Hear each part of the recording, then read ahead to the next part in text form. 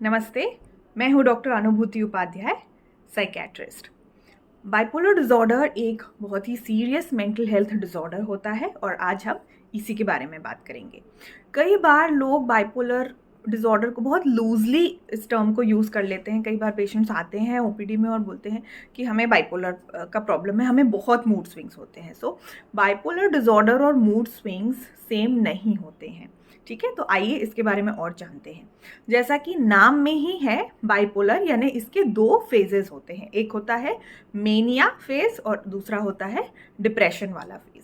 तो mania phase में क्या होता है, जो पेशेंट होता है वो बहुत ज़्यादा एक्टिव नज़र आता है। वो हमेशा कुछ ना कुछ एक्टिविटी करता रहता है, बहुत ज़्यादा बातें करने लगते हैं।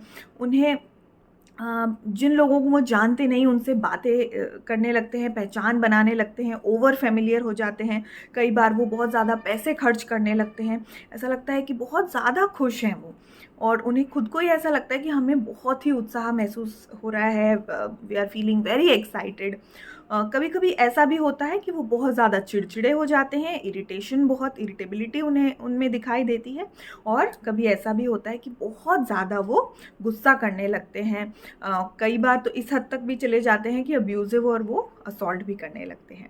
सो ये कुछ लक्षण हैं बाइपोलर डिसऑर्डर के। इसके अलावा वो कभी कभी ऐसा भी हो सकता है कि बहुत ज़्यादा पैसा खर्च करने लगें या बहुत ज़्यादा सामान खरीदने लगें। हमेशा कुछ ना कुछ प्लानिंग करते रहते हैं, हमेशा कुछ ना कुछ एक्टिविटी में ही लगे रहते हैं।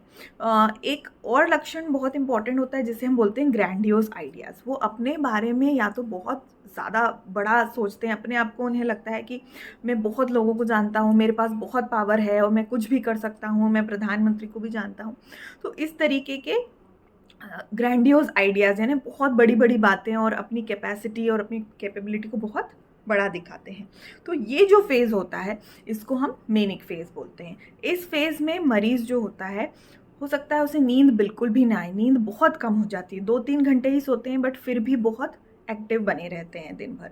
तो ये अगर मेनिक फेज़, जो मेनिया वाला फेज़ है, वो लगभग 7 दिन तक अगर रहता है तो हम इसे मेनिक फेज़ या फिर मेनिया वाला फेज़ लेबल करते हैं। और ये जो मेनिया फेज़ होता है ये एपिसोड में आता जाता रहता है। हम बाइपोलर डिसऑर्डर की डायग्नोसिस तभी बनाते हैं जब पेशेंट को मेनिया फेज़ भी आया हो, या फिर उसे दूसरी बार भी अगर मेनिक फेज़ आया हो, या फिर उसे कोई एक डिप्रेशन का फेज़ आया हो।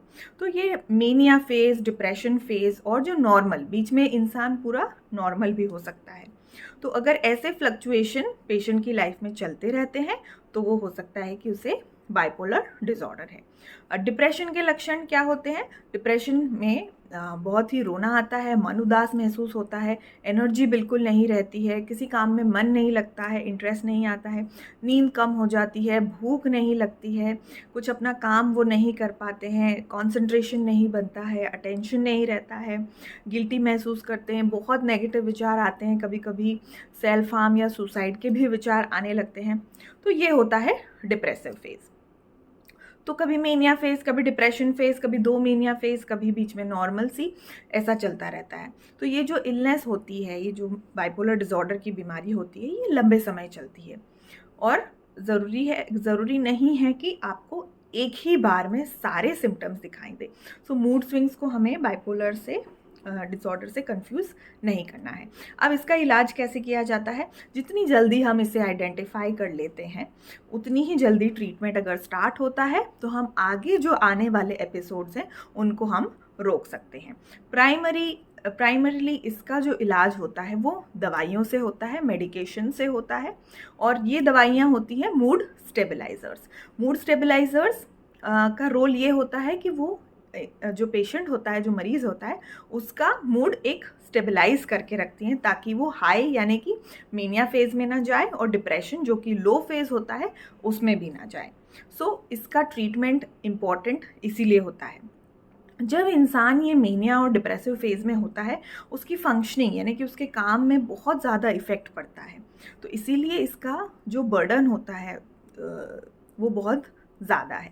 तो इसका ट्रीटमेंट जल्द से जल्द ही करवाएं। अगर आप किसी भी इंसान में या आपके कोई फ्रेंड्स या फैमिली किसी में भी इस प्रकार के अगर लक्षण हैं तो उन्हें साइकेट्रिस्ट से दिखवाएं और जल्द से जल्द ट्रीटमेंट स्टार्ट करवाएं।